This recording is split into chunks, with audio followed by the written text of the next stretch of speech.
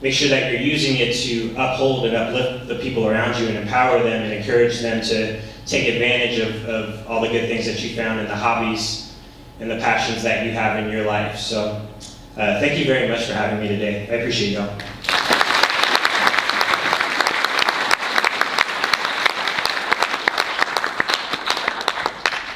Now I would like to welcome to the stage Ms. Cecilia Jenkins.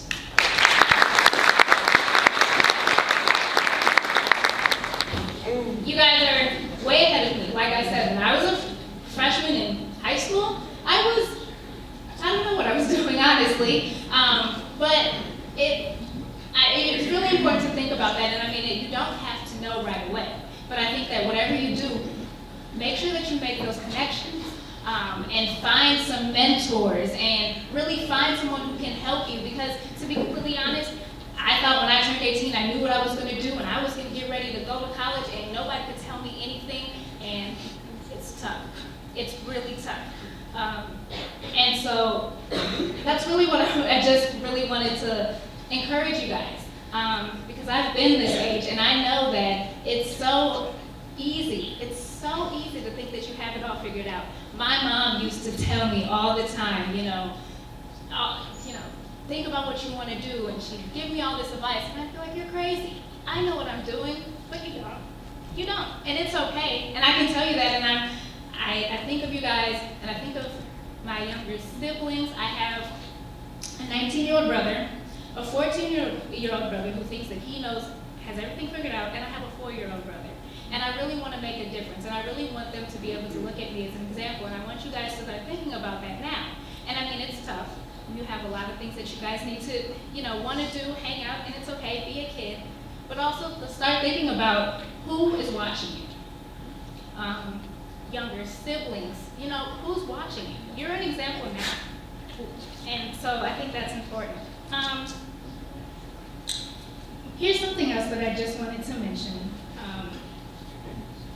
I did talk about my mother, and I wanted to talk about her one more time, because I think that she's really helped me be who I am. So my mom, she went to school at Central State. She was in her last year, and she had me. She was 22 years old. Didn't have it figured out, and I know that now because I'm 23, and I think about what would I be doing right now, trying to live my life, figure it out, and shape someone else, really. Take care of someone else, be responsible for someone else. But my mom is really my role model. She does it all. I remember, it was tough. It was just me and my mom. We were in Minnesota. She went back to Minnesota after she had me. I grew up in Minnesota. My mom was a teacher for the first couple of years. I remember her being a teacher. She went back to school. She became a lawyer. Now my mom's an attorney. And my mom still hasn't stopped working. She does a lot. She tries to make a difference in her community. She's a public defender. She really tries to make sure that she's representing and trying to help people that might not be helped otherwise. And then she also does other things. Right now she's trying to renovate the house. And instead of hiring someone, she's teaching herself how to do it. And I think that's important because, I love what I do. I'm in news, I'm in journalism, I love what I do, but I know that there's other things out there that I would like to try out. And my mom has been a perfect example of no one's going to tell her no. I mean, I'm pretty sure people are telling her, but no one, she's not really going to let people tell her no. She's going to continue to do whatever she wants to do. And I think that that's really important. I think that no one should give up on their dreams. Don't let anyone knock you down. Don't let anyone, tell you that you cannot do something based on your circumstances, anything. Because my mom may not be the most known person, or but to me, she does everything. She can do it. There's no limit for my mom. And I think that I use her as an example of how I want my life to be. I didn't think that I would be up here saying this when I was 16. But it's just how life is. And lastly, I know that a lot of you guys said that there's a lot of things that you all want to do. And like I said, connections are really important. I know high school is tough. We have a lot of a lot of, just negativity sometimes. And I think that we all need to think about the people that you're sitting next to. You don't know who they're going to be in just a couple of years. I have friends who are teachers. I have friends who are in medical school. I have friends who are engineers. And so I think that it's really important just to remember, make the connection, remember who you're sitting next to, because you don't know. You don't know what they're going through, but you don't know what their potential is. And I think that later on, you might want to make connections with them later on. You might be working with some of the people that you're sitting next to. So I think that we all should be mindful of that. And I just wanted to end with one thing. My favorite quote from Kamala Harris. And it says, "My advice to Black girls everywhere. Wherever you find yourself in a room where there aren't a lot of people who look like you, be it a classroom, or a boardroom, or a courtroom, remember that you have an entire community in that room with you, and all of us are cheering you on." And I'm getting emotional just because it's true. There's so many people out here cheering you on, and I don't know. I really want you guys to understand that. And before I start getting too emotional, I just wanted to say thank you again for inviting me to talk with you guys. I do not want you guys to think that I am perfect and I have it all together. I am 23 years old and I am still trying to figure it out. But I'm telling you guys now that you all have so much potential, so much. So thank you again for letting me talk with you guys.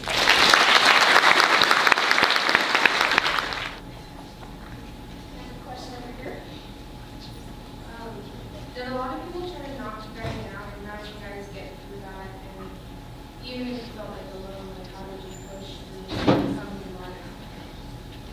So what I really struggled with, maybe as it relates to identity, was that I had a lot of personal interests that maybe like some other kids in my neighborhood didn't. In addition to like rap and hip hop, I played lots of different types of music. I played folk music over the years. I played in rock bands. Done lots of different types of music because of how interested I am in it. And so as a result, you have a lot of people that, kind of question what your role is in that.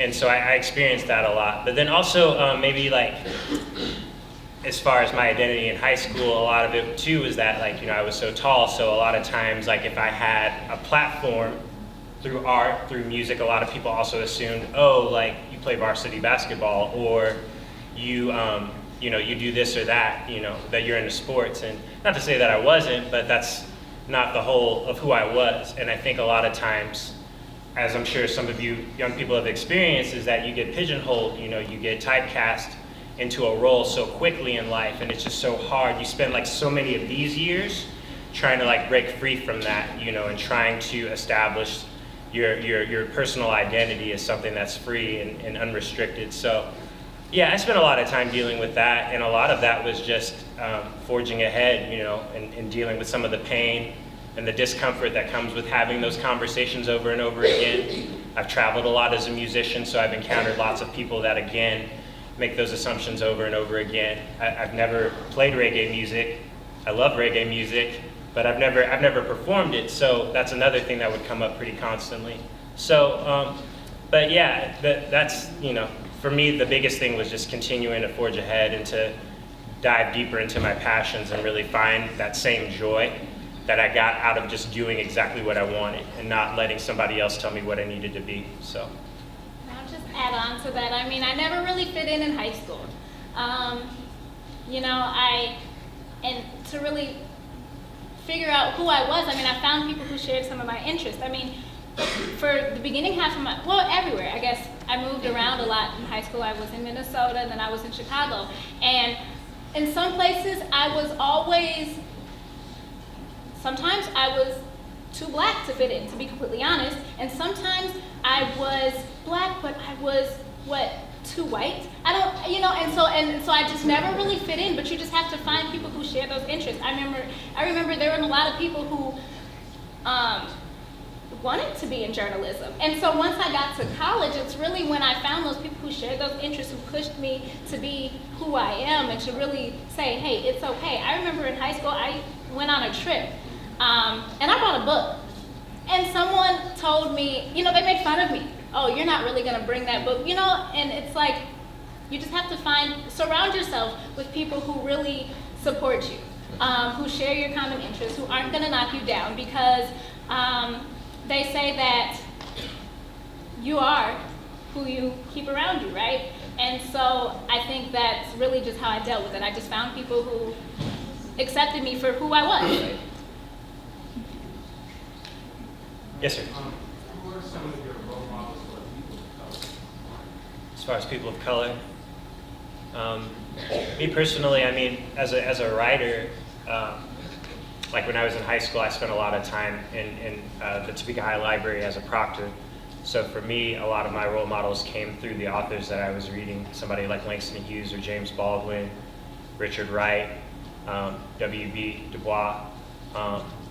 I would say, like, on a more contemporary level, and maybe even still like a little older than y'all might know, there's this really great poet from New York named Saul Williams, who I've studied for a long time. He's a great spoken word poet, but he also has some really incredible forward-thinking music that he's released over the last 20 years. And so he's a big personal role model of mine. I saw him at KU in Woodruff Auditorium. I want to say that was in 2007.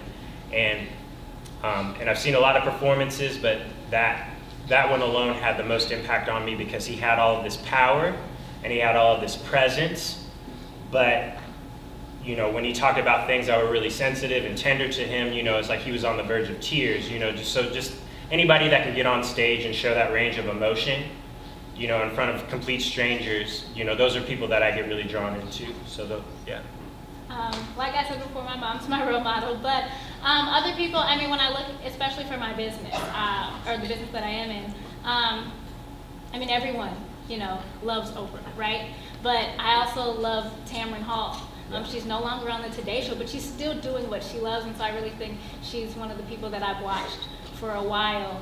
I'm kind of blanking. There's some other people, just local news. People who I really look up to, like I said, Jean Sparrow, she's kind of been someone that I've always watched. She's in Chicago. Yeah. I have a question up front. Okay. Are any of you guys active members of the NAACP, and would you consider yourselves woke? You want to start or you want me to?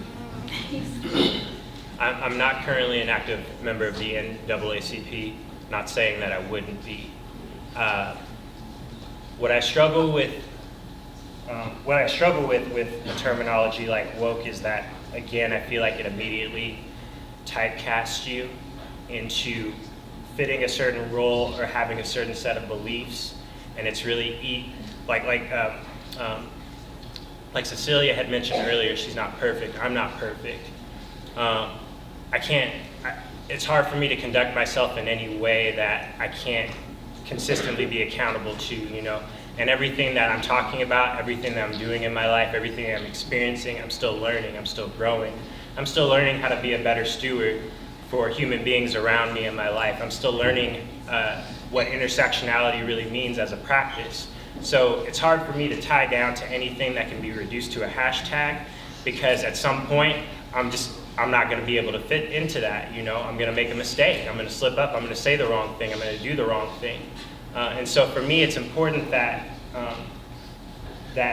for me personally, that I remain fluid and that I remain open and that I learn about all the different ways that, unfortunately, this world can infringe and compartmentalize and be harmful to people. I want to learn how to be a better steward to humanity, like I said. So for me, it's hard to tie down to any term, including woke. So that's just me. And I'll just, piggyback right off of that too. I mean, sometimes I feel like whenever you do something, people will say, oh, you're not woke. And so it's like, I can't say that I am, because if I say one wrong thing, then, it's all, you're not woke, and I don't consider myself to, I don't really know how to explain what I'm saying, but yeah, I really like the answer that you gave, because it's true. I mean, I have such a problem with that word. I mean, there's a lot of, I listen to a lot of podcasts and hear activists talking. I listen to Pod Save the People with D-Ray, and he talks a lot about, activism and just a lot of different issues, but I don't think I've ever heard him say, I'm woke, because really, what is that? I mean, you can do a lot of things. I think that you can do a lot of things to make a lot of change and still mess up, and like we both said, we're not perfect. And so I don't want to sit here and say that I am, or put myself into a category where you're expected to be, because I'm young, I'm still learning. And to answer your other question, I am not currently an active member of the NAACP. I just want to follow up real quick too, just to clarify something.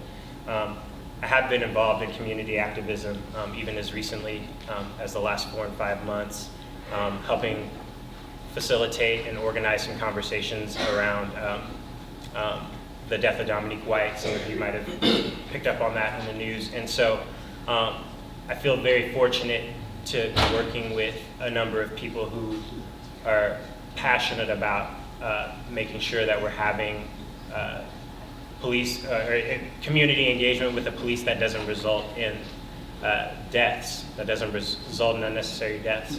And so for me, that's a big part of when I was talking about being fluid earlier, being open, because again, these are things that I'm doing things and having conversations with people, city council level, at the Topeka Police Department. These are things that I've never done before in my life.